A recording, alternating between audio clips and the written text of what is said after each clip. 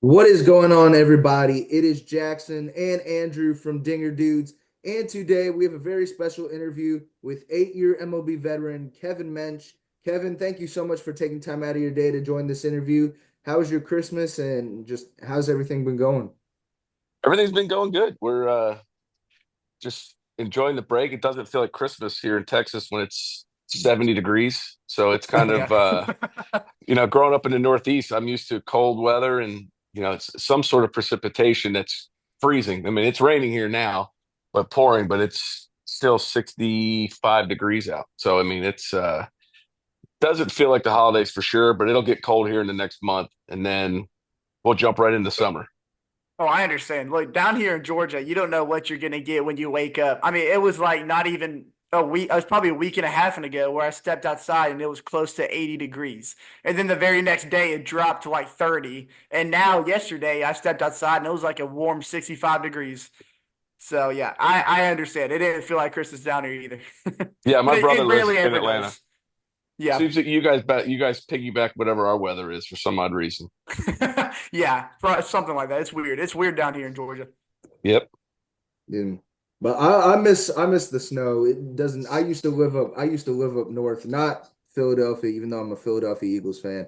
But I miss the snow, I miss the white Christmases. But I did want to ask for my first question related to your career. In 2002, you were a rookie posting 15 home runs and 60 RBIs. What was it like making your MLB debut in Oakland? And I actually have a part two to this question. I know 2002 was 22 years ago. I actually have it pulled up right here.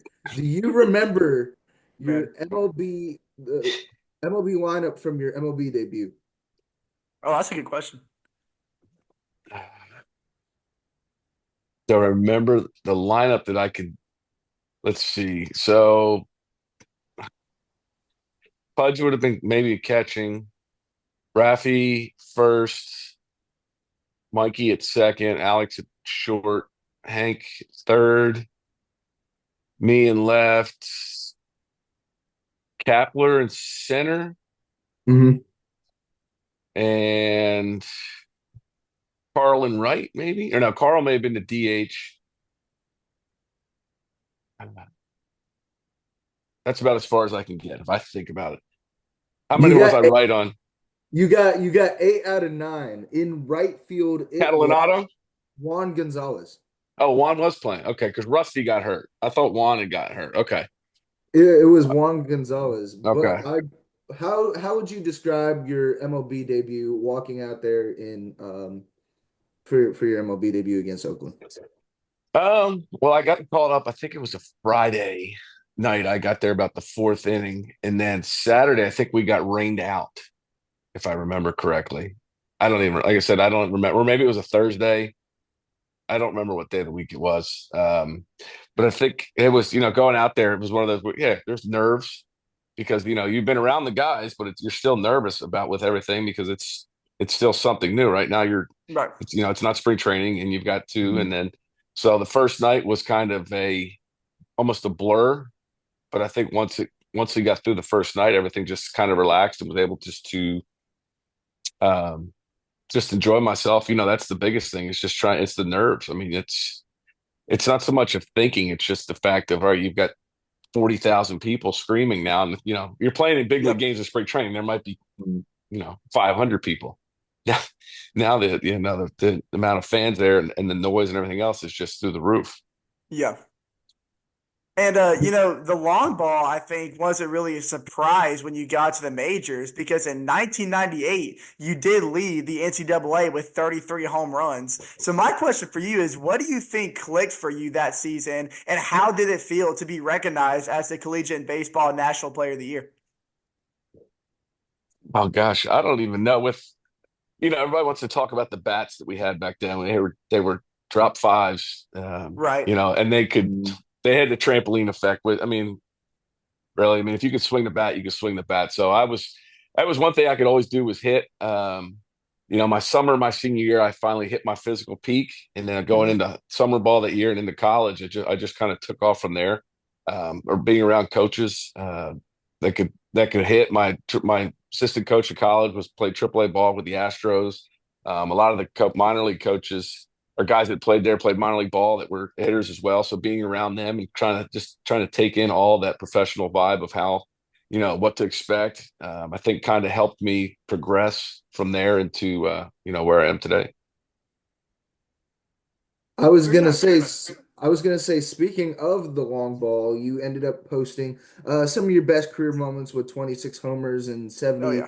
71 RBIs a year or two after, but specifically relating to 2006, you set an American League record for having 7 consecutive games with a home run among right-handed batters. What was that feeling like hitting that seventh homer? I guess breaking that record after such a historic stretch. I think I was just more ready for the media to be just to leave me alone because I remember them coming in and saying, "Hey, are you guys tired? Are you tired of all this?" I said, "God," I said, "I'll just be glad when I'm done having to deal with you guys. I just wanted to go about my business That's fair. and dealing with it." So it was one of those things where I didn't think much about it. In hindsight, should I have tried to on Saturday night to try and tie the major league record? But it's one of those things. How would that, just looking back, yeah, okay, there probably should have been some pitches I could have swung at, maybe it didn't. But at that point, I wasn't trying to break a record or anything else. I was just trying to worry about more about what the team was doing at that point. So I think the streak started the night before it started. I think I hit a ball in Seattle. It missed going out by about 4 or 5 inches. I think my bat broke. I think Nevin ended up on third because he thought it went out. And I think I Yeah. started the streak the very next night. So, doing that, like I said, didn't really think much about it. Uh, where it is, and I know the record was tied by Mike Trout in Cleveland, where I set the record, which is fine. He's a South Philly boy. He's an Eagles fan, so I wouldn't mind if anybody did it that it was Mike. So, like I said, Fair. and then his dad went to Delaware, so so I know his dad really well, and so I mean, just having a chance to do that, like I said, just two local kids doing something like that. So I mean, it's everybody talks about the record of 8 straight games with a home run. Only two righties have hit more than five. Myself, Mike, and Frank Howard actually had the record before. So I think Kendrys Morales was the latest, but he was a switch hitter. So I mean, Yeah. it's one of those things where you just you don't think about it. You just go about your business really, and go from there. Every time somebody's at 6 or 7, I'll get texts and phone calls. Hey, such and such is trying to break your record. I'm like, that's great. Records are meant to be See, broken. So yeah. I I did. mean, I yeah, but did. oh, go ahead, I, Jackson. Go ahead. I wanted to ask a quick question, also kind of related to that. This wasn't my next question, but I love asking these questions during these interviews. Did you ever have like songs or food you would eat before these games, specifically related to this stretch in 2006? no, if it was out there, I'd probably eat it. That didn't really matter. I wasn't somebody that was too superstitious. There were guys that did that. No, no particular music. It was just one of those things where you just went about what you were doing, your everyday routine. Nothing changed.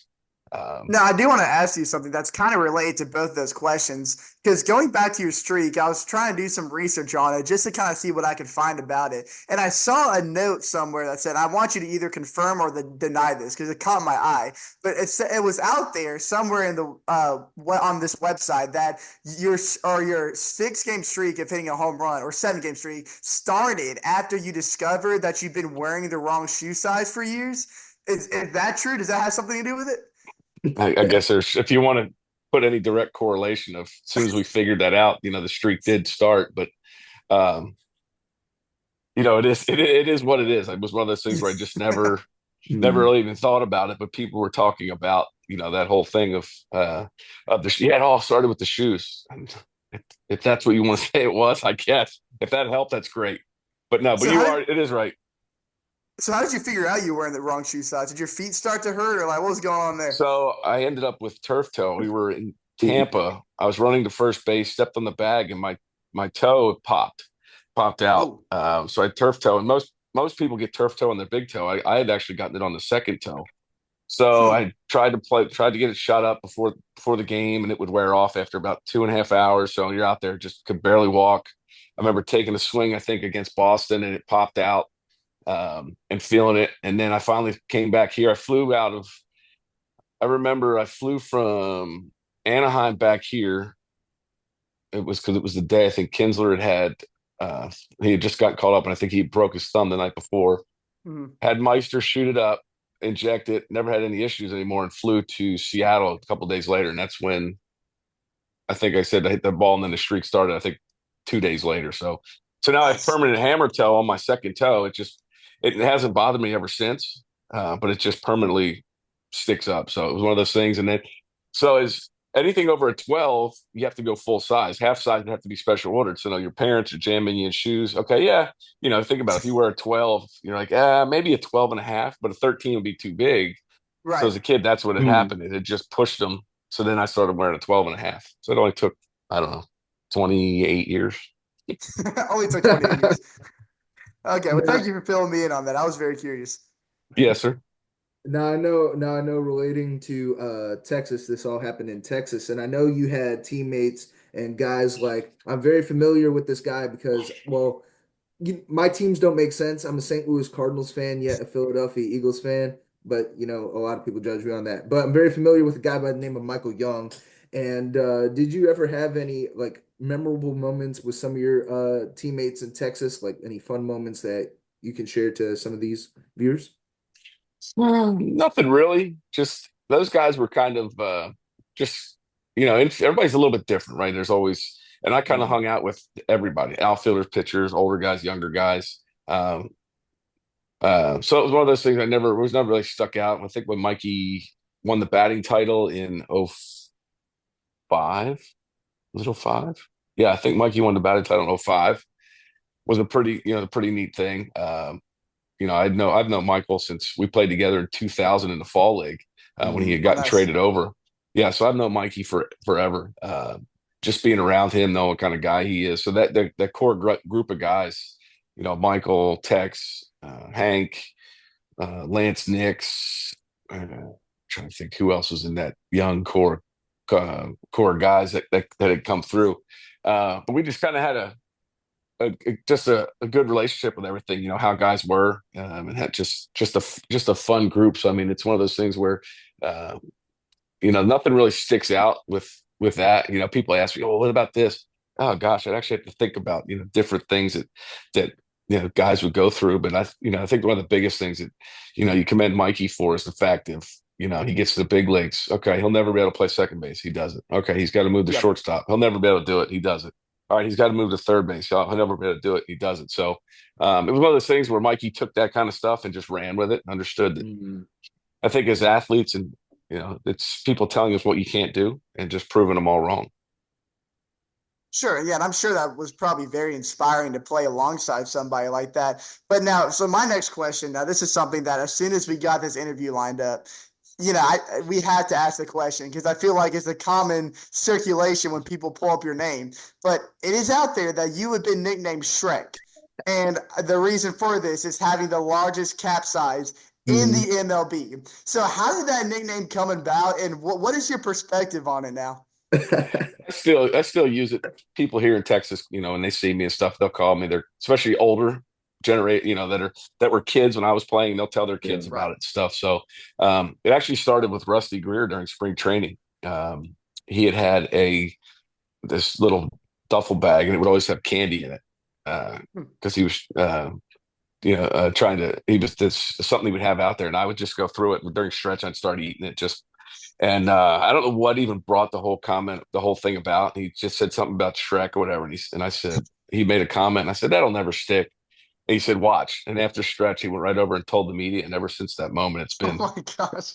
so. Yeah, so Rusty started this whole Go thing. on. Yeah, Wow. Well, I mean, yeah, I mean, if you tell the media anything, I mean, it's going to circulate It's somewhere. gonna stick. So, yeah, exactly. I think the nickname's kind of nice. I mean, I feel like Shrek's a popular character. Mhm. A very I feel like beloved it's a character. compliment. Yeah, I feel like it's a Very compliment more than beloved anything. character. Somebody had made me a helmet. They had painted it with Shrek ears one day. I mean, and they had given it to me. It's a small one, but I think I'd taken some batting practice. And it's so old now. The padding inside's gone. I think I don't even know where it is now. Somebody has it, uh, and I gave it just because now then they have it in their trophy room or whatnot. So, but yeah, people love Nice. it. They'll ask me all the time, kids and stuff, or parents, and they'll come up to me. So yeah, if it helps people recognize me, that's great. I think my son got a book for Christmas a few years ago, and it had different stuff. Talked about nicknames of the 2000s, and my nickname was in there. So Sure. Yep. my son thought that was pretty cool. Yeah. Yeah. Nice. That's nice. That's amazing. And I wanted to talk, I actually wanted to ask you a little bit about your career after Texas. I know you ended your career with after being traded to Milwaukee, you ended up in Toronto, and then in 2009, we've gotten a lot of previous interviewees who have played overseas. I wanted to ask you Mhm. about your time in Japan. What was it like playing in Japan, and like what were some of the differences, comparisons to playing in the States? Have you guys ever seen Mr. Baseball? Tom I have Selleck not. movie? I have I not. I know. I I've have heard the not. title. I just I've haven't heard seen of it it. myself. I Go watch that movie. That will explain to you exactly how Japanese baseball is ran and how it's Oh played. wow. Okay. Exactly. Yeah. So that'll give you the a better idea than me just telling you the way everything's run. It's definitely different for sure. You've got to learn a whole new system of baseball. You've got to, learn a whole new set of pitchers. You've got to learn the whole way of the game is played. So that's why it's it's guys that come over here, pitchers that come over here. If you'll notice, they don't last very long as mm, far as um, the hitters do. I mean, the hitters, the ones that the big time guys come over here, they'll last because they've learned. I mean, Ichiro, Matsui, Otani now. Uh, Pitchers, if you notice, they just don't last very long. Or if they do, I mean, Darvish has been here a while, yeah. but I mean, for the money that he was paid, to come over here, I mean, it's Matsuzaka, a couple of good years, and then they really just fall into obscurity because they just Right. become other pitchers again, and the guys make the adjustments. So going over there, I mean, it's a lot to take in because it's very analytical. They throw so much mm, information at you. It's almost hard to take in. So they treat the foreign guys do it a little bit different. We'll go spring training. You'll go in. We're done by noon. The foreign guys, we're at the hotel or wherever, and they come back. Those guys are come rolling in at 5 o'clock because they have been there all day. They're just about quantity. They just keep going. They go and go and go, and it's run different. It's almost run military type style, where everything is Wow. just it's regimented. And like I said, go watch Mr. Baseball, and you'll know exactly what I'm talking about. Okay. Yeah, that's interesting. I've never heard that perspective on that on Japanese baseball over there. And I guess, we've and like Jackson said, we've talked to some, interviewees who's played overseas baseball, but they've never given us the approach of it being very, formal, very military-esque. So that's an interesting perspective. That I'm definitely gonna have to check out that movie because I do want to see what you're talking about exactly. But I also did want to ask you this. I meant to ask you this question after I followed up your time in collegiate baseball, but having been inducted into both the University of Delaware Athletics Hall of Fame and the Delaware Sports Hall of Fame, how do these honors reflect your career's journey? There's so many people to thank for that opportunity. It starts with my dad, my brothers, teaching me the game of baseball, how to handle myself, carry myself, my coaches that played at Delaware that were around, that were playing professional baseball at the time. My head coach at Delaware, Bob Hanna, my high school coach, Tom Lemon, just to name a few of the guys, because teaching me how to play the game, how to handle myself, how to carry myself. Granted, there were bumps in the road, but those awards were not because of me; it's because of the people that were around me, helping me to get to that point. mm. Being from Delaware, I mean, a small state, there aren't a lot of us. People here. I've never met anybody from Delaware. Well, now you have. And people are. There are people that have played at Delaware. Mhm. Joe Flacco. NFL. Rich Gannon. Um, but there aren't many. There aren't many Delaware-born players that are. Mm. Right. I think Atlanta Deladon from the WNBA went to Ursuline Academy in Wilmington, which was a rival for my Catholic high school. So I mean, there Okay. aren't a lot of us that were born and raised there. If you remember, do you remember original Philly Fanatic? Oh yes. Yeah. Oh, I So do. his Dave Raymond. So his dad was a football coach at Delaware for 50 Okay. Wow. years. Yeah, yeah. So Dave started. I think Dave is a Delaware graduate as well. So he grew up there, and that's what I mean. So there are some anomalies from people that are from there to that are representative of the first state being a small state. I mean, we have the whole state has one area code 302. Wow. So Okay. yeah, it's the only Wow. state that does that. Yeah, yeah, and you can drive through it in about I don't know, about 12 minutes if you're coming down the highway. I mean, it'd take you an hour to Wow. get, Wow. probably hour and a half from north to south. And you can, where I live in Texas, it'd take you an hour just to get through our county. That's crazy. Yeah, well, yeah, you're right about Texas. But my parents, they went to Delaware a few years back and they told me about how, small it is, but they also said it was a very beautiful state.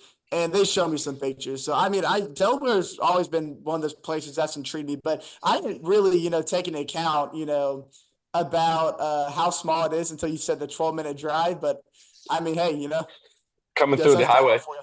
But Yeah, I can drive an hour and a half and be skiing, or I can drive an hour and a half and be on the beach. So true. it's one of those Very things. true.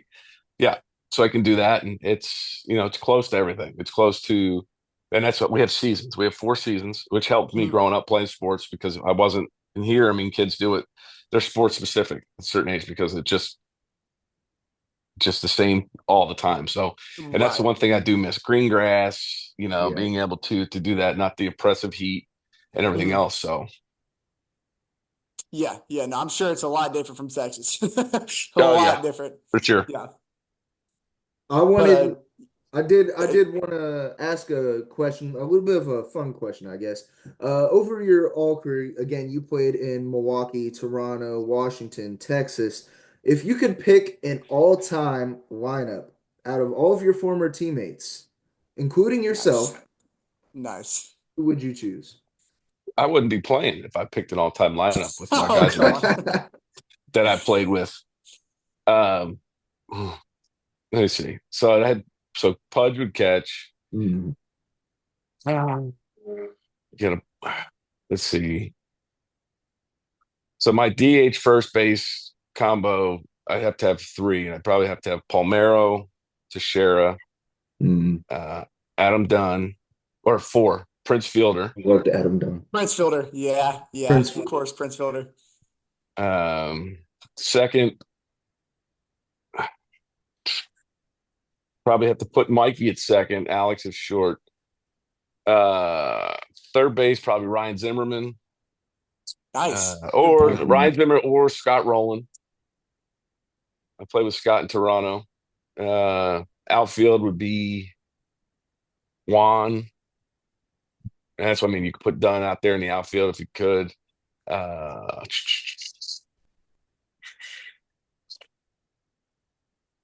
oh man, trying to think who else I could put out there. This is a tough question. Yeah, because I'm just trying to think of guys that were. I don't know who else I'd put out there in the outfield. I guess you put Dunn out there with. You've got Prince, Rafi, and DH and first. They put the share in the outfield. Like no, I don't know. See what I mean? These are questions you guys ask me. I got to think. I actually have to process, and I can't right now. Trying to figure it out. So, It's a uh, loaded question. Yeah. yes, exactly, exactly. So, I mean, I played with some really good guys. I've been fortunate enough to be around some good guys and everything. So, I do hear horror stories about some teammates guys have, and I was like I said, I was fortunate enough to not have anybody be that way. Mm. Right. Right. Yeah. Actually, you're I could just put. I'm sorry. Here you go. Put Vernon. I put Vernon Wells in the outfield. there. You Oh, go. Look, there you ooh, go. ooh, That's a. I love Let's see Vernon what. Wells. How far is that lineup making? We talking World Series? Is that lineup win the World Series? I mean, you got to have pitching. So, I mean, I got to go. Then you have to have pitchers that would come through. Uh, let's see, Roy Halladay, Ooh. Kenny Rogers, Strasburg when he's healthy. Okay. Okay. Um, Trying to think who else I had. Trying to think guys at the peak of their careers that were. Let's see, gosh, dog. I'd have to go through it all. I'm trying to think of the pitchers that I had. Maybe AJ Burnett too. Okay. Um, so there's four starters. I couldn't come up with another one, maybe. That'd take Oh, about, well, but yeah. So I'd have to, and bullpen. Goodness gracious, that would take forever having to see all the guys that I was Gonna make that you I was go a to the part of and bullpen. everything. So yeah, oh, we won't make you do bullpen. I know that's yeah that'd be a look. But I was gonna say we actually just talked. You were talking about horror stories. When it comes to some teammates, we actually interviewed Michael Barrett, who's a catcher for the Cubs, and he talked about some stories that he had with some teammates that he didn't necessarily get along with, and it has created all this unnecessary tension that end up affecting the play on the field. So I mean, Mhm. teammates do matter. Teammates do matter a lot. So yeah, I guess it is very fortunate that you got along and you were very pleased with who you had around you in the clubhouse. yeah. Michael's definitely a fiery guy for sure. He wasn't going to take crap for Yeah. anybody, but catchers are a different breed. Yeah, and They're that's what we kind of like gathered hockey from that players. interview. They're kind of like Yeah, hockey players. that's a good comparison. That's a great comparison because sometimes you gotta take a hit when you're behind the plate, and Hmm. and of course he got in that brawl with AJ Przinsky a couple And years back, so Zambrano. he shared his insight on that, and yeah, that's kind of what we gathered from the interview. Is Yep, catchers, they're just different. Yeah. exactly. Yep. Oh yeah. Mentality. I guess I wanted to ask one final question, unless Andrew had any other final questions. No, that about does it for my list of questions. Nah, I want to ask one more fun final question. Again, you played in Texas, you played in Washington, and I know you had a lot of great jerseys that you worn. Did you ever have a specific jersey or like hat that was your personal favorite throughout your MLB career? There's probably two, and it's a toss up. So on Friday nights in Milwaukee, we would wear the retro, and then but also in Toronto, we had the powder blues. I love those Toronto I jerseys. I love the love those Yeah, powder blue so jerseys. there's those two were probably the best, just because I'm an old school guy. I love those. I know in Texas we did old Senators jerseys, Mm, um, but we wore the old Brewers on Friday nights with the old hats, the old MB hats and everything. So Mm. those were definitely, it's either one of those two for sure. Where I've got both here. So I mean, like I said, I love those old. I just love collecting jerseys. I love my old school yeah. jersey. I mean, you could see some of the stuff that I've got here.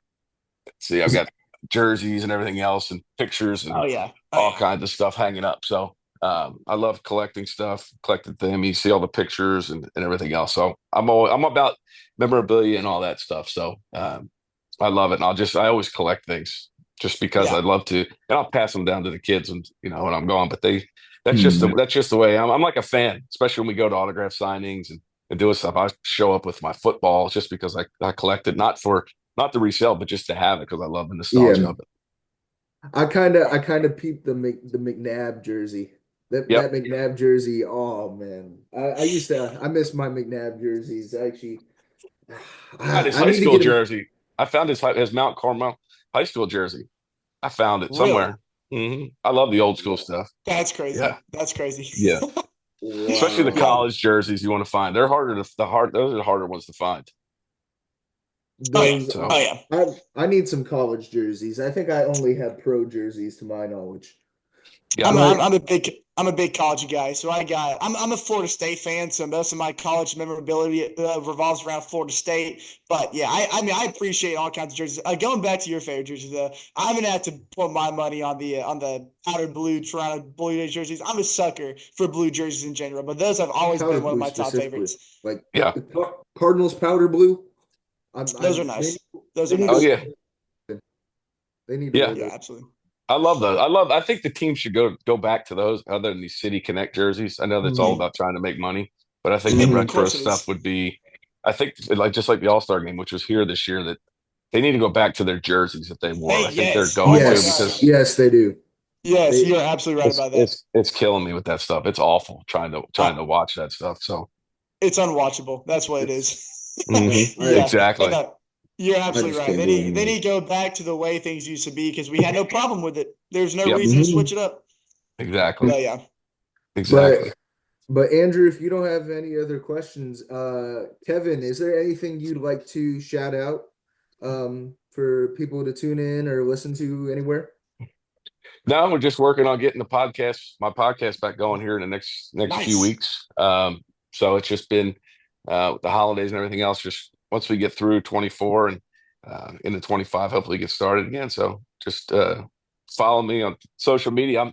I'm new to social media thing. I'm not a trying to learn. I mean, it wasn't a thing when I was playing. I think it was just coming in when I was on its way out, which is good because I didn't think people need to follow me around and say if I was at a grocery store, yeah, I'm at the grocery store now, blah blah blah, doing this. So I get on there and That's talk fair. smack to That's fair. people and everything. So That is It's fair. definitely have fun. fun with it. So yeah, Oh yeah. yep. Well, Kevin Mench, thank you so much for taking time to Oh yeah. join us on this interview. This will be out later today, I believe, in probably the next 45 minutes. I'll probably get this out. But thank you again so much for taking time to join, and I hope you have a great day. Thank you guys. I appreciate it. Anytime. Thank you, Thank you. man.